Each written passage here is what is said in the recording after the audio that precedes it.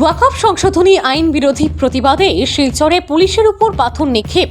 ঘটনায় জড়িত 7 প্রতিবাদকারীকে গ্রেপ্তার করল কাছাড় পুলিশ।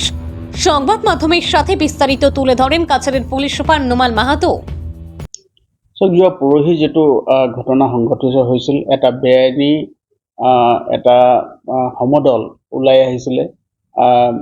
মহানগৰত ওলাই আহিছিলে আৰু তেওঁলোকে যেতিয়া টাউনৰ ভিতৰলৈ আহিবলৈ চেষ্টা কৰিছিলে, তেওঁলোকক আৰক্ষীয়ে বাধা প্ৰদান কৰে আৰু আৰক্ষীয়ে বাধা প্ৰদান কৰা সময়তে তাৰ উদ্দণ্ড কিছুমান যুৱকে আৰক্ষীলৈ লক্ষ্য কৰি শিল নিক্ষেপ কৰিছিলে আৰু সেই সংক্ৰান্তত আমি ইতিমধ্যে এটা মোকৰ্দমা ৰুজু কৰিছোঁ আৰু সেই মোকৰ্দমাৰ নম্বৰ হৈছে 401/25। এই মোকৰ্দমাটো আমি ৰুজু কৰিছোঁ আৰু এই মোকৰ্দমাটো ৰুজু কৰাৰ পাছত আমি জোৰ তদন্ত আৰম্ভ কৰোঁ আৰু যোৱা নিশা আমি এটা গভীৰ নিশা আমি এটা অভিযান চলাইছিলোঁ আৰু ইয়াৰ মূল যি অভিযুক্ত যিসকলে এই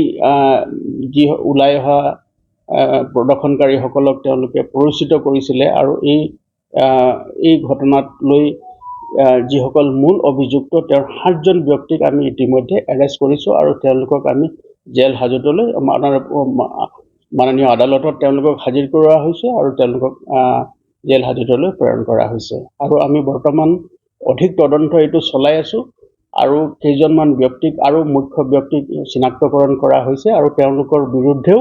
কঠোৰতম আইনগত ব্যৱস্থা গ্ৰহণ কৰা হ'ব। ইয়াৰ লগতে এই কথাটো আছে যে এনেকুৱা কোনো ধৰণৰ অবৈধ প্ৰদৰ্শনকাৰী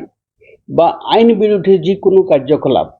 আইন শৃংখলা জড়িত পৰিস্থিতিৰ সৃষ্টি কৰিব পৰা যিকোনো শক্তিক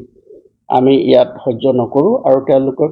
কঠোৰতম আইনগত ব্যৱস্থা তেওঁলোকৰ বিৰুদ্ধে লোৱা হ'ব আৰু তাৰ কাৰণে আৰক্ষী প্ৰশাসন সম্পূৰ্ণ তৎপৰ হৈ আছে।